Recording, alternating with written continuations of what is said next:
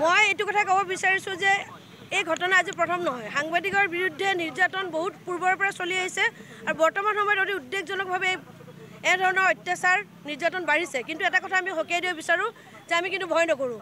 আজি আমি ইয়াত 10জন সাংবাদিক লগ হৈছোঁ, সংখ্যাত গণিলে নহ'ব, কিন্তু সংখ্যাত গণিলে অলপ আমাৰ সকলো আছে। আনকি মই আপোনালোকক ক'ব বিচাৰোঁ যে মই জাৰ্নেলিষ্ট ইউনিয়ন অফ আছামৰ সভানেত্ৰী হয়। ইতিমধ্যে ইণ্ডিয়ান জাৰ্নেলিষ্ট ইউনিয়নে এই ক্ষেত্ৰত কঠোৰ গৰিহণা দিছে আৰু ইণ্টাৰনেশ্যনেল ফেডাৰেশ্যন অফ জাৰ্নেলিষ্টৰ পৰা কালি ছেক্ৰেটাৰী জেনেৰেলে মোক ফোন কৰিছিলে। ফোন কৰি সুধিছে যে অসমত এনেকুৱা এটা ঘটনা তেওঁলোকে টিভিত দেখিবলৈ পাইছে। এতিয়া চাওক, এতিয়া অলৰেডি আমাৰ প্ৰেছ ক্লাবৰ সভাপতিয়ে কৈছে যে কি ধৰণে তেওঁক চুচৰাই লৈ গৈছিল, গাত ঢকিয়াই লৈ গৈছিল।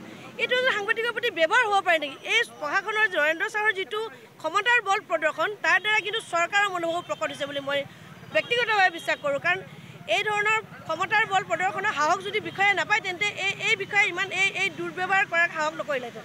এতিয়া আমি চৰকাৰলৈ আমাৰ এটা দানী অনুৰোধ জনাইছোঁ যে অনতিপলমে দোষী বিষয়াৰ বিৰুদ্ধে ব্যৱস্থা লওক। আমি এই ঘটনাক তীব্ৰ গৰিহণা দিছোঁ। আপোনালোকে সাংবাদিকৰ মুখ বন্ধ কৰিব চেষ্টা নকৰিব, আমি কিন্তু মুখ বন্ধ কৰি নাথাকোঁ। নিশ্চয়কৈ অত্যন্ত দুৰ্ভাগ্যজনক গৰিহণাযোগ্য এক ঘটনা সংঘটিত কৰিছে নগাঁৱৰ DC নৰেন্দ্ৰ কুমাৰ শ্বাহে। সংবাদ মাধ্যমৰ বাক স্বাধীনতা খৰ্ব কৰাৰ এক অপচেষ্টা চলাইছে নগাঁৱৰ DCয়ে। নগাঁৱৰ DCয়ে ক'ব খুজিছে যে আমাক প্ৰশ্ন নকৰিব, আমাক যদি প্ৰশ্ন কৰে তেতিয়াহ'লে আমি আমাৰ ক্ষমতাৰ অপব্যৱহাৰ কৰি আমি আপোনালোক তেনেকৈ আক্ৰমণ কৰিম। আমি দাবী কৰিছোঁ, চৰকাৰক দাবী জনাইছোঁ অতি শীঘ্ৰে এইগৰাকী আমোলাক অপসাৰণ কৰিব লাগে আৰু নগাঁৱৰ DCয়ে অতি শীঘ্ৰে ৰাজহুৱাভাৱে ক্ষমা খুজিব লাগে। সংবাদ মাধ্যমৰ সাংবাদিকৰ ক্ষমা খুজিব লাগে। এটা কথা ক'ব লাগিব, কোনো লোক আইনৰ ঊৰ্ধত নহয়। এগৰাকী সাধাৰণ মহিলাৰ অভাৱ অভিযোগ লৈ পেলাই সাংবাদিক দীপাংকৰ মেধি কাষ চাপিছিল নগাঁৱৰ DCৰ কাষলৈকে, কিন্তু তাৰ বিনিময়ত তেওঁ যি দুৰ্দান্ত অপৰাধীৰ দৰে ব্যৱহাৰ কৰিছে নগাঁৱৰ DCয়ে, সেয়া স্বৈৰতান্ত্ৰিক মানসিকতাৰ প্ৰকাশ পাইছে নগাঁৱৰ DCগৰাকীৰ। গতিকে অতি শীঘ্ৰে নগাঁৱৰ DCক অপসাৰণ কৰিব লাগে বুলি মই দাবী উত্থাপন কৰিছোঁ। নিশ্চয়কৈ মুখ্যমন্ত্ৰী এই মুহূৰ্তলৈকে নিমাত। মুখ্যমন্ত্ৰীৰ ফালৰ পৰা একো বক্তব্য আমি দেখা পোৱা নাই। বিভিন্ন সময়ত সাধাৰণ একোটা কথাত মুখ্যমন্ত্ৰী সৰব হৈ থাকে, কিন্তু এইবাৰ চতুৰ্থ স্তম্ভৰ ওপৰত যেতিয়া আক্ৰমণ ঘটিছে তেতিয়া কিন্তু মুখ্যমন্ত্ৰীৰ নিমাত। গতিকে মুখ্যমন্ত্ৰীয়ে তেওঁ মৌনতা ভংগ কৰিবৰ কাৰণে অনুৰোধ জনাইছোঁ আৰু অতি শীঘ্ৰে এগৰাকী DCক নৰেন্দ্ৰ কুমাৰ শ্বাহক অপসাৰণ কৰিবৰ কাৰণে আমি দাবী উত্থাপন কৰিছোঁ।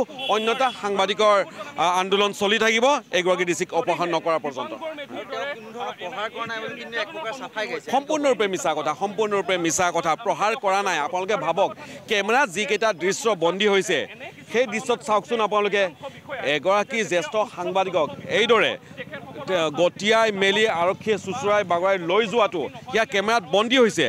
আৰু তেওঁক আমি প্ৰত্যাহ্বান জনাইছোঁ, তেওঁৰ কোঠাৰ ভিতৰত থকা CCTVৰ ভিজুৱেল তেওঁ দিয়ক, সম্পূৰ্ণৰূপে আনকাট ভিজুৱেল তেওঁ প্ৰকাশ কৰক।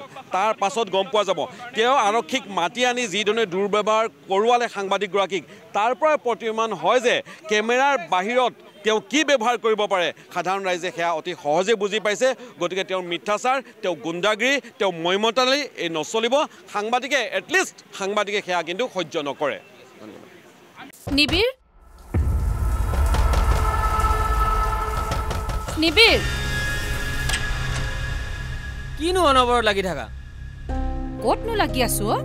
ইমান সময় হ'ল বাথৰুমতে সোমাই আছ। তোৰ আজিকালি কি হৈছে বাবা? কথা এটাও ভালকে নাপাত।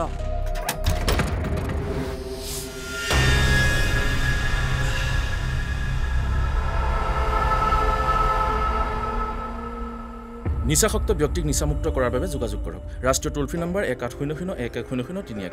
জিলা প্ৰশাসন আৰু জিলা সমাজ কল্যাণ বিভাগ, কামৰূপ মহানগৰ, অসম চৰকাৰৰ দ্বাৰা জনহিতাৰ্থে প্ৰচাৰিত।